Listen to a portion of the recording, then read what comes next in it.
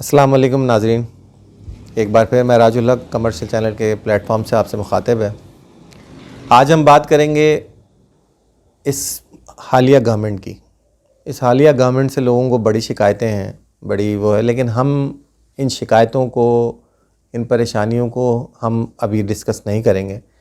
जो मेन मौजू है कि कौन लोग और कैसे लोग कैसी जगह पे मौजूद हैं। इनमें से एक नाम शौकत तरीन है। इमरान खान साहब को बहुत दिनों बाद एक बड़ा अच्छा और सीजन बैंकर मिला। एक बैंकर जो है वो बेसिकली एक अच्छा बिजनेसमैन भी होता है, क्योंकि वो अगर उसके पास कॉर्पोरेट सेक्टर होता है, उसके पास बिज़नेस की नॉलेज होती है, उसके पास तमाम लोगों को पहचानने की नॉलेज होती है। ये एक ऐसा बैंकर मिला कि ये चीज़ें जानता है।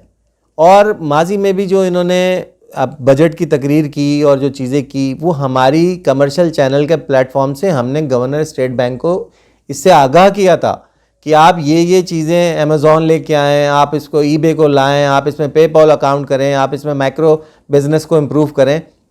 जब आप इनकी बजट की तकरीर सुनेंगे तो इन्होंने इन तमाम चीज़ों को सराहा और इन्होंने कहा कि इसको किया जाए। तो आप इस बात को समझें कि हाँ, ये आदमी ऐसा है जो ये पाकिस्तान की मईशत को थोड़ा स्ट्रॉन्ग कर सकता है।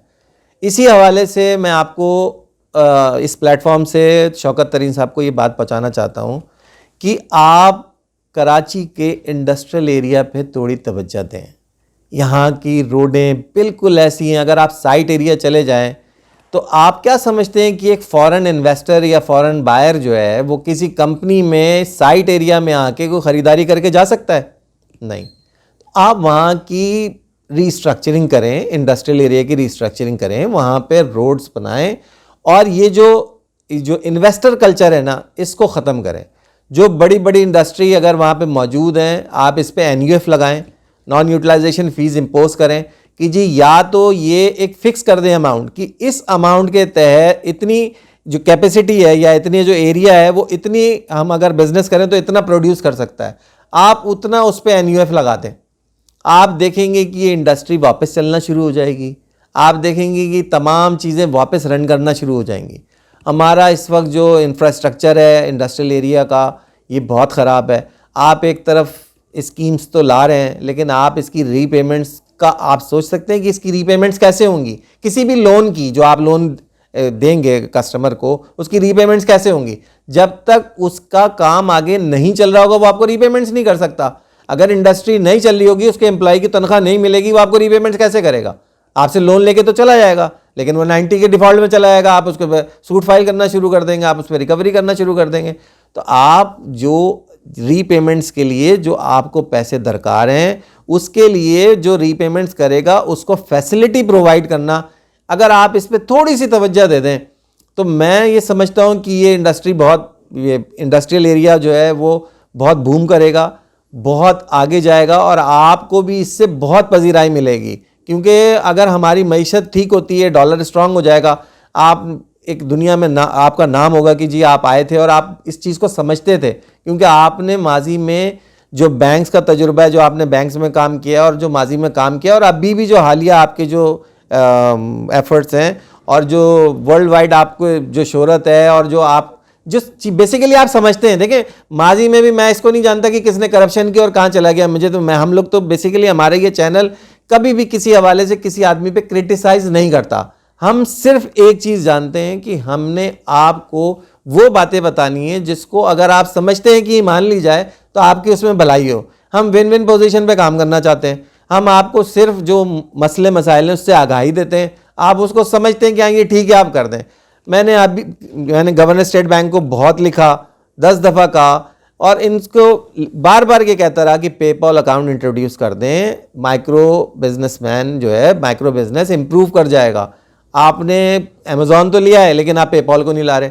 आप पेपॉल क्रेडिट नहीं ला सकते, पेपॉल डेबिट तो ला सकते हैं ना? क्यों नहीं आ सकता साइन? भाई इंडिया में आ सकता है, मलेशिया में आ सकता है, सऊदीया में आ सकता है, दुबई में आ सकता है, पाकिस्तान में भी आ सकता है। जो मुझे तो आप देखें कि आपकी शिपिंग इंडस्ट्री, आप शिपिंग इंडस्ट्री पे जाएंगे तो आपके पास, अगर आप माजी में 1990 की दहाई में देखेंगे, PNSC के पास कितने शिप्स थे और आज कितने शिप्स हैं? आपके पास शिप्स नहीं होंगे, वो आपको सीजन सरचार्ज लगा के आप एक्सपोर्टर का, आपको पता है इस वक्त एक्सपोर्टर की क्या पोजीशन है? जो एक्सपोर्टर $4,000 में अमेरिका के लिए कंटेनर को बुक करता था 40 फीटे का, अब वो $14,000 में करेगा। इसकी कॉस्टिंग कैसे जाएगी? जब इसकी कॉस्टिंग नहीं होगी आपकी एक्सपोर्ट नीचे जाएगी। एक्सपोर्ट नीचे जाएगी, मैं तो ये नहीं कह सकता कि मैं आपको कुछ बता सकता हूँ, लेकिन कुछ आपसे भी सीखा। जब आप बैंक में लीड कर रहे होते थे, हेड होते थे, हम तो बहुत छोटे से ऑफिसर थे, लेकिन हमने आपसे कुछ सीखा है। इसका इम्पैक्ट 4-5 महीने में आएगा। आपकी एक्सपोर्ट फिगर्स नीचे चली जाएंगी, क्योंकि $10,000 का जो डिफरेंस है वो कॉस्टिंग पे नहीं जा सकता। आप इसको थोड़ा सा कंसिडर करें, थोड़ा सा इंडस्ट्रियल एरिया पे तवज्जो दें, NUF लगाएं, लोगों को वहाँ पे ला के फ्री ज़मीन दें, वहाँ पे जाके आप बिजली के कोई वहाँ पे रेट्स के कोई आप इंसेंटिव्स दें। आपने जितने इंसेंटिव दिए में वो फ्री जोन बनाए में हतार में, लांडी इंडस्ट्रियल एरिया में, इतनी दूर जो है वो जाके फिजिबिलिटी नहीं बनती। किसी जो बंदे जो काम करते हैं, जो वर्कर्स होते हैं, वो इतनी दूर दूर नहीं जा सकते, या तो फिर वो वहीं रहें। जो आपके एरियाज़ मौजूद हैं, साइट एरिया ले लें, नॉर्थ कराची इंडस्ट्रियल एरिया ले रहे हैं, इसके अलावा बहुत सारे एरियाज़ हैं, हमारे फेडरल भी इंडस्ट्रियल एरिया है। अगर आप इसका इंफ्रास्ट्रक्चर ठीक कर लें और यहाँ पे आप थोड़ा सा इंसेंटिव दें, तो आप समझें कि ये हमारी इंडस्ट्री बहुत बूम करेगी। हमारे पास जितना अच्छा वर्कर है, हमारे पास जितना अच्छा इंजीनियर है, हमारे पास जितना अच्छा रिपेयर करने वाले लोग हैं, इससे ज़्यादा अच्छे पूरी दुनिया में नहीं पाए जाते। ये पूरी दुनिया हमारी डिमांड करती है कि हमें पाकिस्तानी डॉक्टर चाहिए, हमें पाकिस्तानी इंजीनियर चाहिए, हमारे पास हर चीज़ की फैसिलिटी है। एक कमी है तो सिर्फ आप लोगों की सपोर्ट की है। तो मुझे उम्मीद है शौकत तरीन साहब आप मेरी बात को सुनेंगे, कुछ समझेंगे और अपने शागिर्द की हैसियत से कुछ मेरी बात को समझते हुए कुछ अगर आपने इम्प्लीमेंटेशन की तो ये मेरे लिए बड़े फ़ख्र की बात होगी कि आप जैसे उस्ताद जो है वो मौजूद भी हैं और हमारी बात को सुनते हैं, समझते हैं और इम्प्लीमेंट भी करते हैं। उम्मीद है कि आप मेरी बात को सुनेंगे और समझेंगे। अस्सलामु अलैकुम वरहमतुल्लाह।